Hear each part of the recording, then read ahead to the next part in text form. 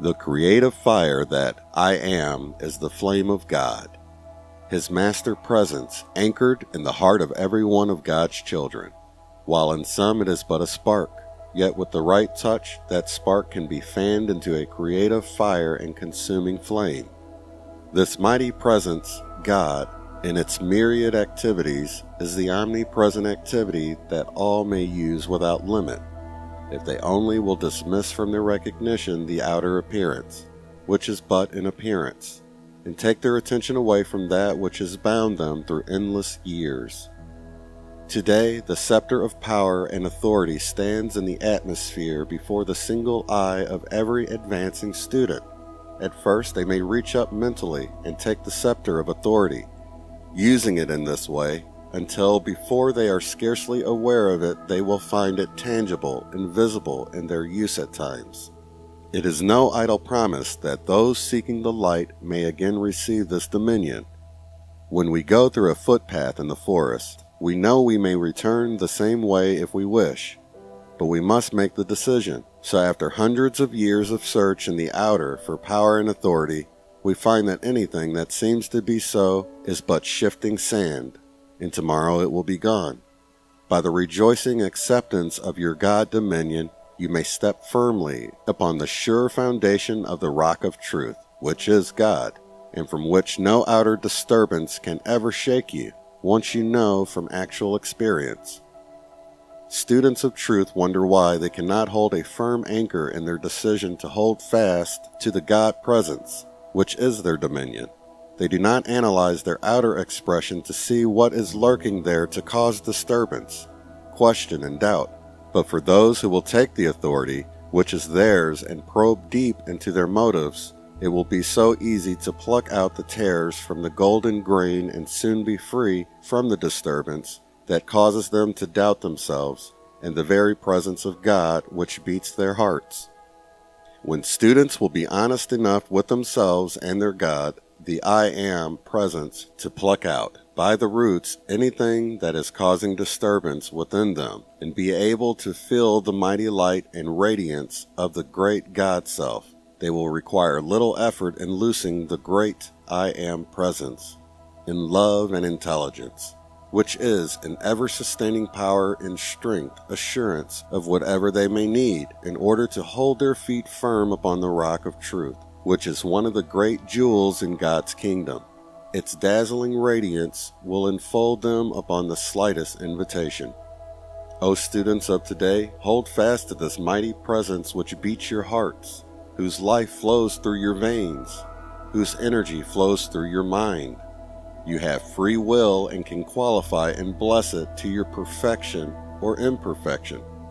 Always remember that through your failure to turn to this mighty presence, by which you find you have created inharmony and disorder, you must give yourself ample time to gain the full recognition of this mighty power and give it full activity in your life. Do not become impatient because things do not work out as rapidly as you would like them to. They can only work according to the speed of your acceptance and the intensity of your feeling. The mighty energy that surges through your mind into your body is the pure electronic energy of God, the mighty I am presence. If your thought is joyously held upon your God self as the source of your being and life, that pure electronic energy continues to act unabated, uncontaminated by human, discordant qualification. But knowingly or unknowingly, if you let your thought begin to gather from the discord by which it is so often surrounded, you change the color and quality of this radiant pure energy. It must act, and you are the one who shall choose how it shall act to you. Don't ever think you can get away from the simple fact. It is an immutable law of God, and no human being can ever change it. Students must understand and maintain this attitude if they wish to make steady progress. I tell you, beloved students, you may rage and doubt and fear and rebel all you please at self-correction, but it is the open door to your mighty illumination and freedom from all limitation in the outer world of activity. There are a great many students, when they come to a certain point of understanding, where all the results of their activity are revealed to them, and they look upon the many mistakes that have been made, which must be corrected, become despondent, critical, and condemnatory to themselves and God. This is a great mistake again. Everything that is revealed to them in which they find they have been making a mistake should make them rejoice exceedingly that the things are revealed which need correcting. Knowing that God has the power to think, then they know they have the power to correct this and should joyfully set to work to do so. The power of God's life which beats their hearts is absolute proof that they have the intelligence and power of God within them, by which they may dissolve and consume all the mistakes and discordant creation they have consciously or unconsciously drawn about them. They may say to this undesirable creation, I am the mighty consuming flame, that now and forever consumes all past and present mistakes, their cause and effect in all undesirable creation for which my outer is responsible. It seems so strange that students seem to have such difficulty in fixing the anchorage and recognition of the limitless power they are wielding when they say, I am. When the intellect, which is the outer activity, knows this, then the students should intensify it with all their power by the intense feeling of the truth of this. Then they would find greatly added speed and power in their active use. I tell you, dear students, you have come to a time when you can use this power with great authority to free yourself from the chains of limitation that have bound you so long. Set about it with joyous determination to put your house in order. If you were going to have a distinguished guest, I doubt not that you would spend days working earnestly, cleaning, washing, polishing, and preparing for this guest. How much more important is it to prepare for this great Prince of love and peace, the Prince of consuming fire that dwells within you and controls the element of fire. When one thinks of Arameses, Prince of the fiery element, it is the flame of creative fire within that is calling to him for assistance in the quickening of this creative power and brings results unimaginable. There has been no time in my memory when there was so much natural assistance at hand for the student of light for his use as there is at this time, and the students should take advantage of this with joyous intensity. When you speak in the name, power, and authority of the mighty I Am, you are releasing limitless energy to do your bidding, to fulfill your desire. Why longer allow doubt and fear to beset you when I am the open door, which no man can shut, into the great opulence of God, waiting, surging to press forward to heal, to bless, and to prosper you abundantly? Dare to be, to feel, to use this mighty authority God in you. Beloved students, do you not realize that you can express perfection by taking your determined stand with sufficient intensity that I am the mighty electronic energy flowing through, filling and renewing every cell of my mind and body right now? Do you not see? With sufficient intensity of this, in a few minutes or hours, you could dispel any disturbing condition in the mind or body and allow that mighty, pure energy to do its work, uncolored, unaffected by any discordant element in your own thought. You can renew any nerve, any organ, and build any member of your body into its perfection almost immediately. Oh, why not feel this, apply it, and as you begin to experience the remarkable results, your confidence will leap into its perfect activity, and your mind will have all confidence in this mighty presence and power and its omnipresent limitless use. When there is a seeming lack of energy, take your determined, joyous stand. I am the mighty presence of this alert, radiant energy, surging through my mind and body, dismissing everything unlike itself. I take my stand in this alert, radiant energy and joy for all time. You can pass this pure energy through your mind and body as I would pass my hand down before you. At first, because you do not seem to feel any great magnetic electronic force pass over you, does not in any way indicate that you have not received this mighty energy, which you have commanded with authority to flow through your mind and body. One may say the same thing to his affairs that may not be according to his desire for perfect expression.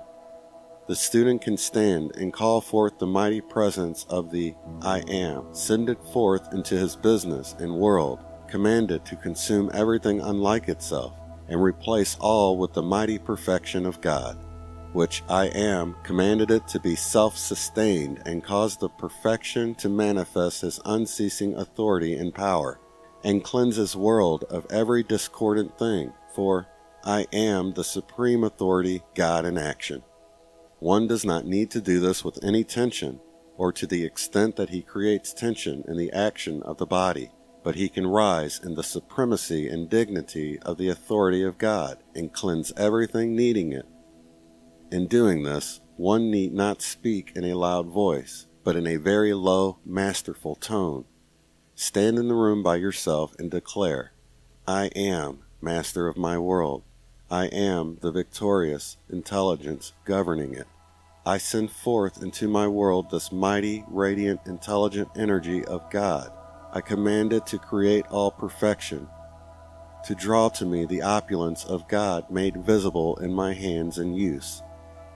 I am no longer the babe of Christ, but the master presence grown to full stature, and I speak and command with authority. Thus one may consume the mistakes and imperfections he may have created, and in the authority of the I Am, recreated immediately the perfection he desires. Know that it is constantly self-sustained, so long as you do not intrude upon it the discordant activity of your thought and feeling. I want so much to have you feel that you are the only authority in this world, or any other, so far as your world is concerned. Do not fear that the perfecting of your world is going to disfigure anyone else's world, so long as your intent is not to harm anyone. It does not matter what the world about you says, or how much they try to intrude upon you their doubts, fears, and limitations. You are the supreme authority in your world, and all you have to do is to say, when you are beset by those conditions, I am, the mighty, magic circle of protection about me, that is invincible and repels from me every discordant thought and element which seeks to find entrance or intrude itself. I am the perfection of my world, and it is self-sustained. O beloved ones, it is no longer necessary to wonder, waver, and question. I am the authority. Go on, dare to be, and use this authority of God, which is expressing in the I am of everything. Why not be fearless? You have been wanting the presence of the great ascended ones. I am the visible presence of those greatly beloved ascended masters whom I wish to have appear here to me, and whose assistance I desire.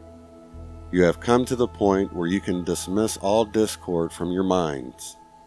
Fill your minds with this pure electronic essence, and no discord can enter, so long as you keep it filled with this presence. I tell you again, you are the authority in your world, and if your thought is filled with the essence, then no discord will touch it. We are going to take this authority and use it, clear away all discord, and declare with no uncertainty, I am the supremacy of man everywhere I go. I am God in action.